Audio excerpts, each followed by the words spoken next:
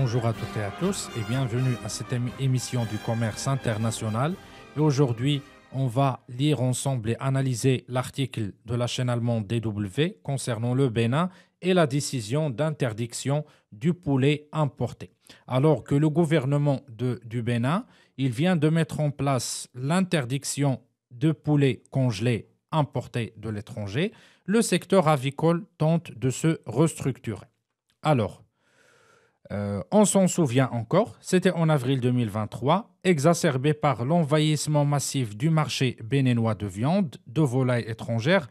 Gaston Doussoué, qui est le ministre de l'Agriculture et de l'Élevage au Bénin, il avait lâché la nouvelle le 31 ou bien au 31 décembre 2024. Vous pouvez dire merde au poulet importé.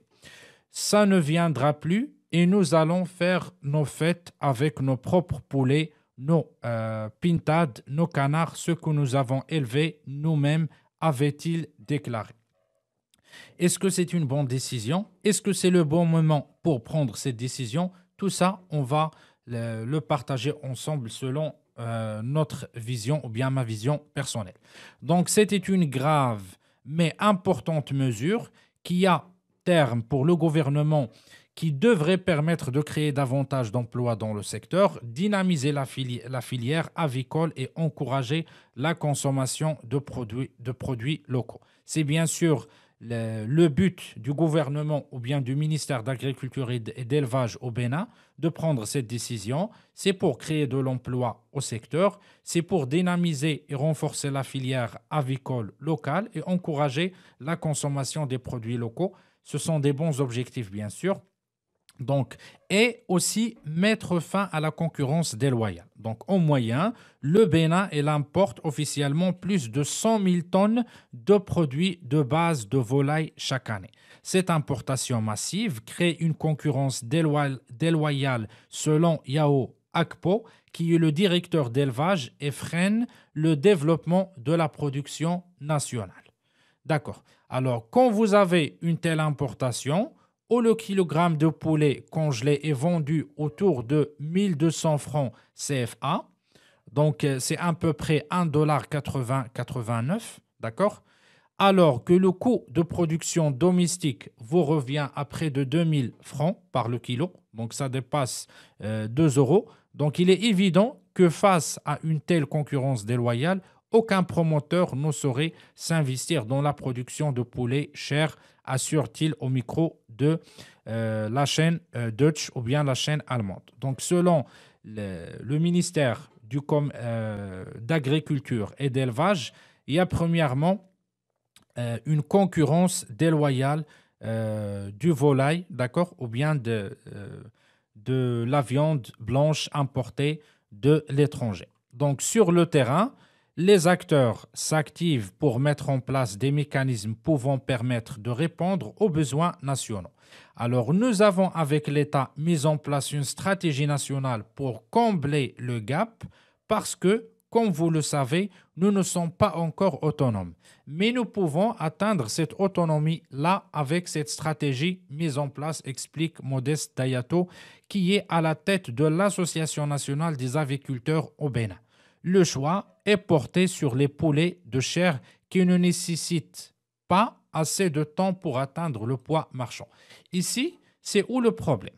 Si le gouvernement béninois a pris cette décision avant de renforcer et avant que la consommation locale, avant que la production locale est capable de fournir la quantité nécessaire pour le consommateur au Bénin, c'est là où il y a le problème. Donc, il ne faut pas interdire ou bien bloquer les importations d'un produit X de l'étranger si je n'ai pas préparé et si mes fournisseurs locaux ou bien mes producteurs locaux ne sont pas encore capables de produire la même quantité. Pourquoi? Parce que si je viens comme ça et je bloque les importations étrangères d'un produit X, la demande, elle est toujours forte, elle est toujours grande, et le produit local, les prix du produit local, ils vont s'exploser. Donc, si on achète actuellement, par exemple, 1 kilo de la viande de volaille à 2000 francs CFA, ça veut dire 2 dollars et quelques. Donc, si on a interdit l'importation de l'étranger et on n'a pas, bien sûr, une production locale, alors ce prix, il va bien sûr arriver à 3 ou bien à 4 dollars par kilo. Donc, il faut toujours interdire ou bien bloquer progressivement, ou bien il y a une autre manière, ou bien une autre solution. Sans bloquer les importations de l'étranger, il suffit juste d'imposer des droits d'anti-dumping ou bien d'augmenter les droits de douane pour faire une égalité, d'accord, entre le prix du produit importé et le prix du produit fourni ou bien produit localement. Et à la fin, on laisse la décision au consommateur. L'essentiel, c'est qu'on offre au consommateur un produit, que ce soit le produit importé ou bien le produit local, avec un bon prix, avec le même prix, et bien sûr, le consommateur va choisir selon plusieurs critères et surtout selon la qualité. Mais comme ça interdire directement, comme j'ai déjà dit, le prix de la viande locale, il va augmenter peut-être au double ou bien au triple.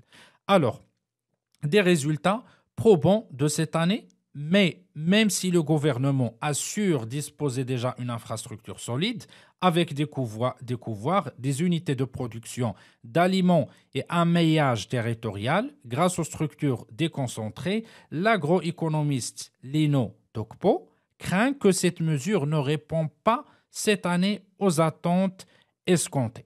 Alors pour 2025, je doute, selon toujours le même responsable, je doute très fort parce qu'il n'y a pas eu tellement de dispositions pour renforcer la production locale. Donc c'est ce que j'ai déjà dit.